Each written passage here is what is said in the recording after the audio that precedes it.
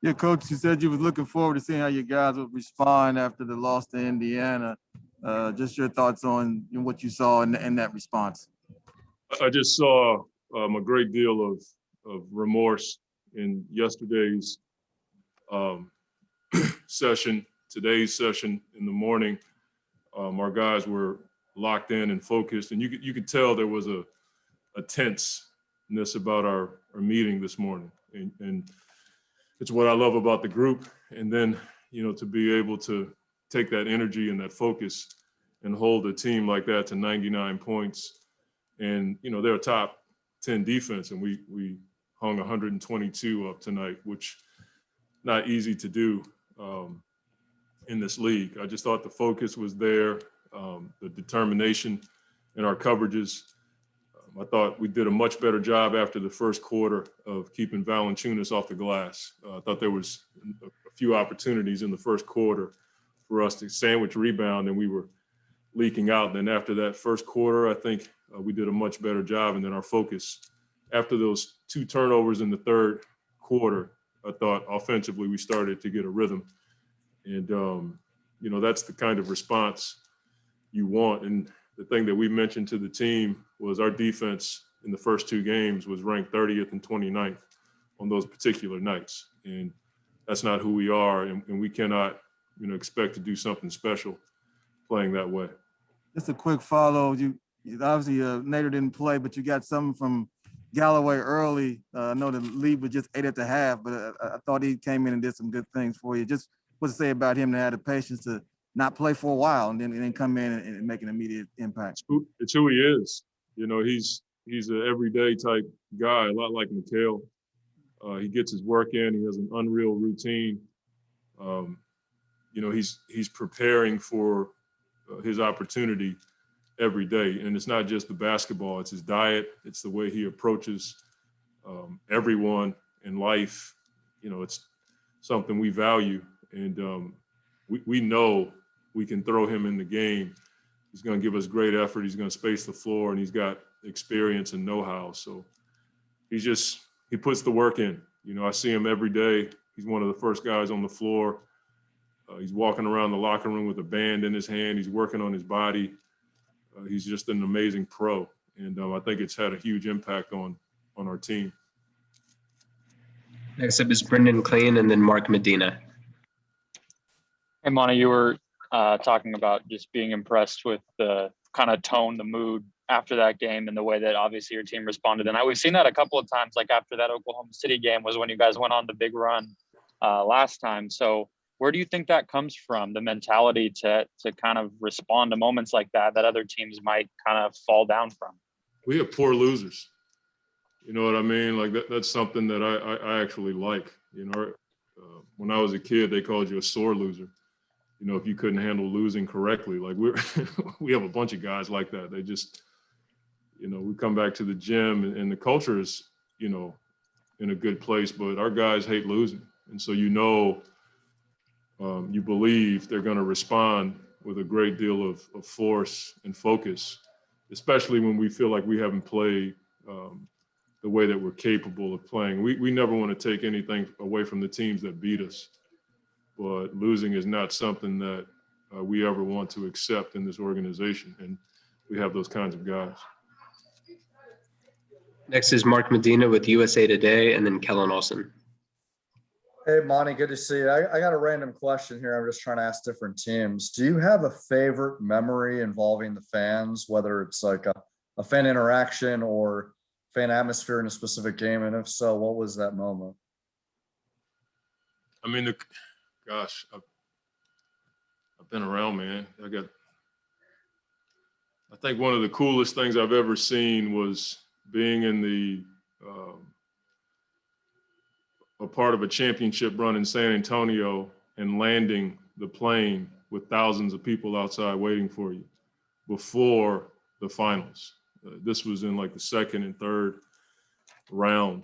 And once we got to the finals, it was unbelievably crazy.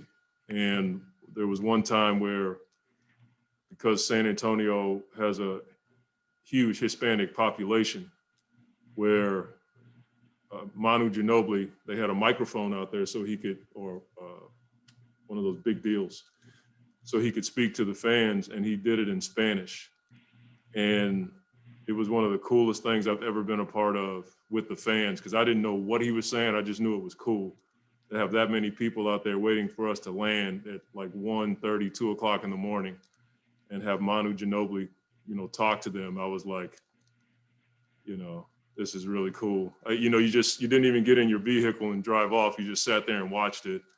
And I was just like, thank you, God, that I got a chance to see that and be a part of it. We have time for 3 more. Next is Kellen Olsen, then followed by Dwayne Rankin. Hey, Monty, you mentioned the offense finding rhythm in that third quarter. It felt like Chris and Devin were just in the complete flow of things. What's that like for you as a coach when not just one, but both of those guys just seem to be fully responding to the movement and just everything really offensively? Well, they do it within the scheme of what we do. That's the thing that gives me a level of gratification, having 2 players like that can go get their own shot, but they play that way within our system, and they let their talents, show within everything that we teach every day. So I'm sure they want me to sit down and stop calling plays. But I see things, they see stuff, and hopefully we're continuing to build this partnership between us 3 as to what we see on the floor, and not, to be able to give the ball to those 2 guys, it's not something I take for granted.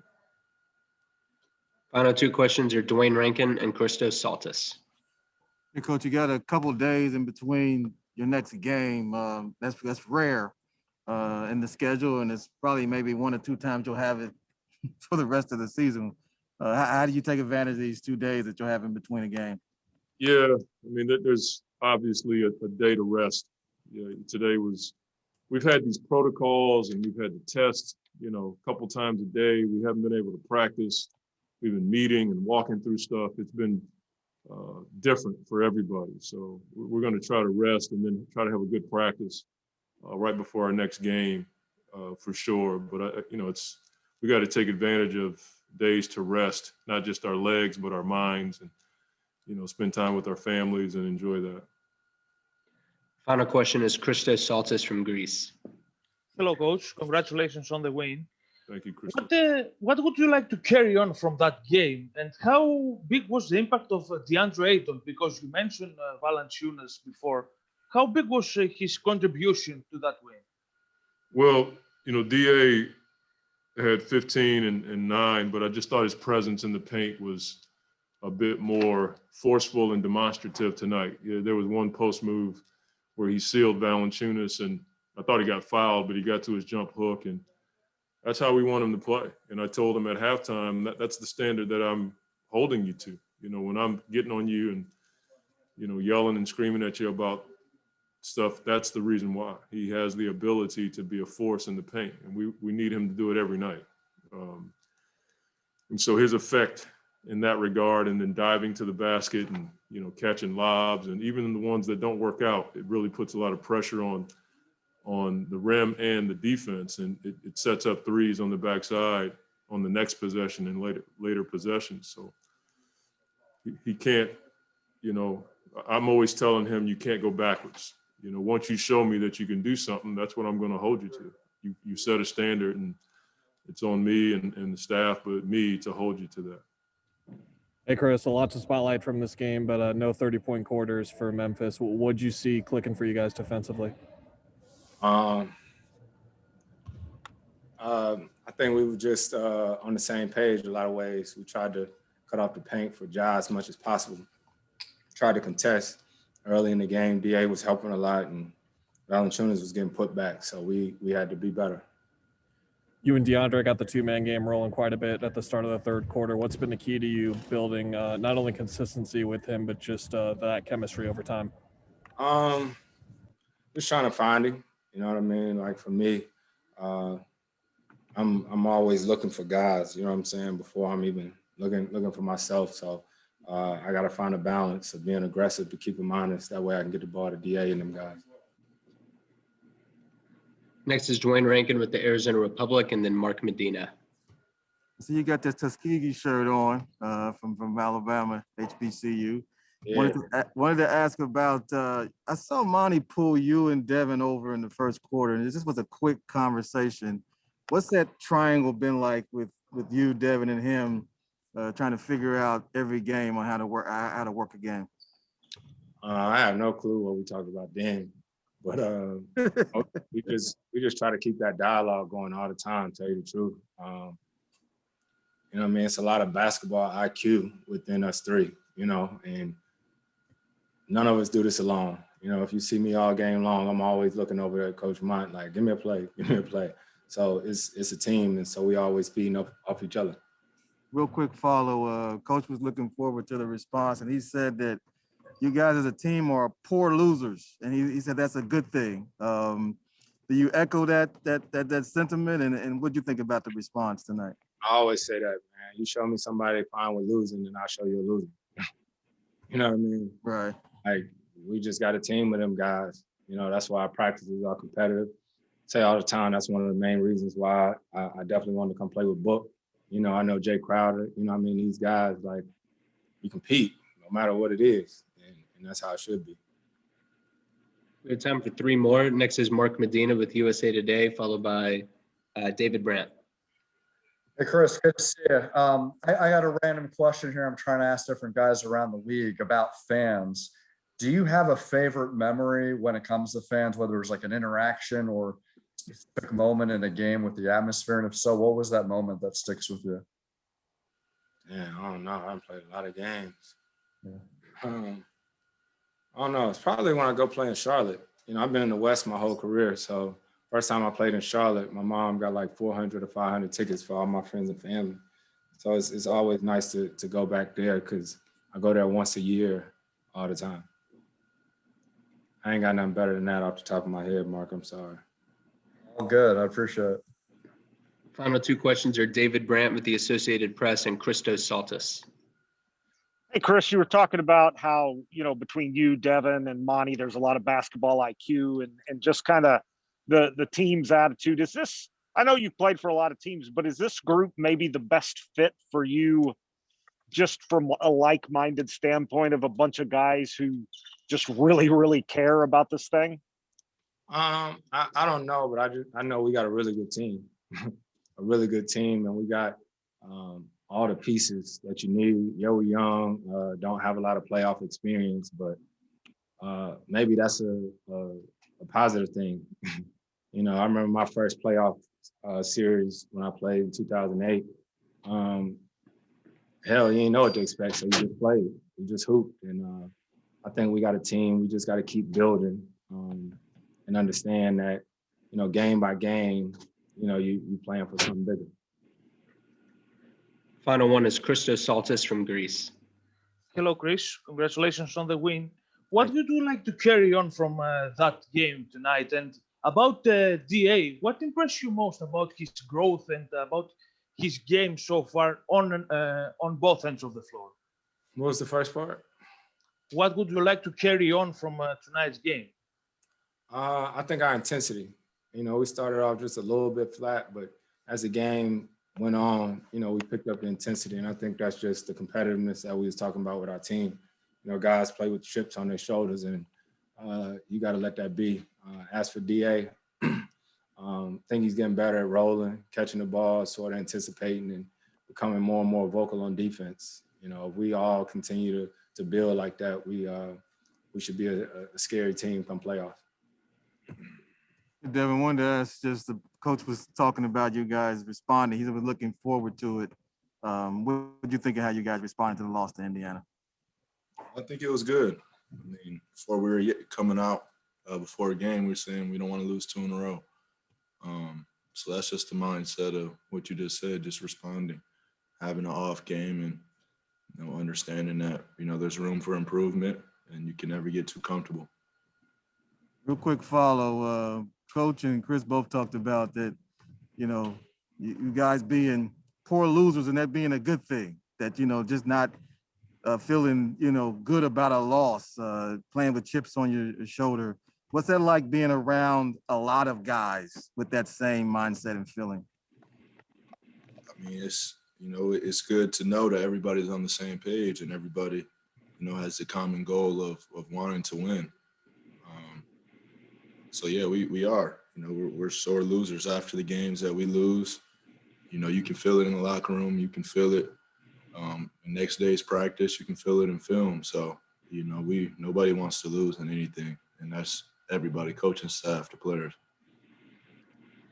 Next is Kellen Olsen, followed by Mark Medina. Hey, Book, when you got really going in the third, before that, Chris had the pick and roll going with Deandre. I was just wondering what it's been like for you to kind of take the ball as it's already rolling in a way where the offense is kind of flowing and you get to control it from there. Yeah, I think we have, so many options and versatility out there. It's kind of choose your poison. If Deandre's getting a really good hit on the screen and rolling, you have Chris in that mid-range area. You have Deandre in the wing, and on the rim, and me shaking up on the wing. So, we're finding the chemistry game by game, and still a lot of places to get better and improve. And that's the main objective, is get ready for late games in the season. Next, we'll go to Mark Medina with USA Today, and then Cody Cunningham. Hey, Devin, good to see you. I got an off-court thing. I'm asking different guys around the league about fans. And with that, I was wondering, do you have a favorite memory when it comes to fans, with either an interaction or a specific game where the atmosphere was pretty memorable? And what was that moment? It'd be probably kind of hard to narrow it down to one. Maybe in Boston, when I had won over the crowd in that game and they started cheering for me. But just growing up, being a fan in the NBA and being a fan of a lot of these organizations and franchise, and just being in these arenas, that's a lot of it for me too. Knowing that I'm walking in the same tunnels that the Kobes, the MJs have been through. So, there's a bunch of teams that have some pretty wild fan bases, and those tend to be the games that I love playing in. Thanks so much. We got time for three more. Next is Cody Cunningham, and then Paul Richardson. Hey, Buck. It seems like you guys on the bench were just having a blast cheering on guys like Javon and Jalen in the fourth quarter. Just how great is it to watch those types of guys who, are always normally cheering you guys on, get some time and have some nice moments out there?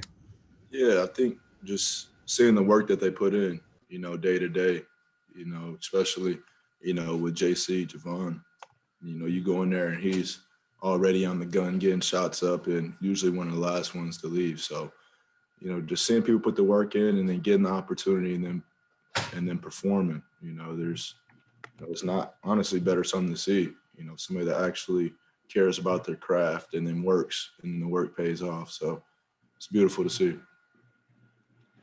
Final two are Paul Richardson and Dave King. Hey, Book, Coach said that you and Chris do a good job of not always looking for plays and creating things for the team and yourself on your own. How do you know when it's time to, do you? When it's time for you to take over a game? Is there a feeling that you get, a sense, or what exactly, what is it? Yeah, you just have to feel the flow of the game, situational. It's kind of hard to put a pinpoint time or part of the game. You have to feel everybody out, feel what's going on the court, who has it going, what team you're playing against, what kind of defensive scheme they use. So night to night, it varies and it changes. But usually at some point in the game, I want to get it going. Final question is Dave King with Bright Side of the Sun. Hey, Book. Well, I'm not sure if this is true, but it sure looks like there's some extra intensity when you play against Dillon Brooks against Memphis here, and it seems like there's just extra juice. Is there anything special going when you guys play each other? Nah, it's a pace thing, I mean, I respect his game a lot. I watch his game a lot, but sometimes it's just a lot. It's too much, and it's nothing I haven't told him in the game before, but I respect his game. Hey, Langston, I wanted to ask you something about Book. He really got going in that third quarter, and a lot of him getting going is often just making the right play and making the right pass. I was just curious if you've played with a young scorer like that who can get the buckets the way he does, but also just has a tendency to make the right play almost every time. No, I think Book's probably the first one that's played my position, but also too just a a great facilitator at the same time. I played with Melo, I played with AD. I mean, I played with a number of guys along the way in my career. So I feel like he's probably one of the best scorers / penetrate, try to find different guys and just try to make the right play. So it's been really good, really fun to play alongside him. Next is Dwayne Rankin with the Arizona Republic, followed by Joe Paqueno. Yeah, Langston, it's been a minute since you played, so I gotta ask, how do you stay in it mentally? I mean, we see you, talking to guys before the game, during the game, after the game, getting shots up, but still you're not playing. How do you stay in it mentally and physically, and then to be able to play the way you did when you do get your chance? No, I think that the biggest thing, I mean, I've been, like I said, this is my 7th year in the NBA, and just from the standpoint of being able to not just stay ready, but keep everybody involved, keep myself involved by talking to my teammates, watching the game, picking their brains. Like that's huge from a mentality standpoint. And then from the physicality standpoint, just taking it day by day, working on my game, trying to rebuild myself, trying to find ways I can kind of continue to get better. And I'm always asking, D-Book, CP, a number of guys, just any way I can get better, any way I could find something that I can add to my game at this point in my career and take it going forward. When you're watching the game, this is the last thing I have. When you're watching the games, what are you seeing that makes you go, okay, if I'm out there, I need to do X, Y, and Z? And is that a constant thought throughout the games?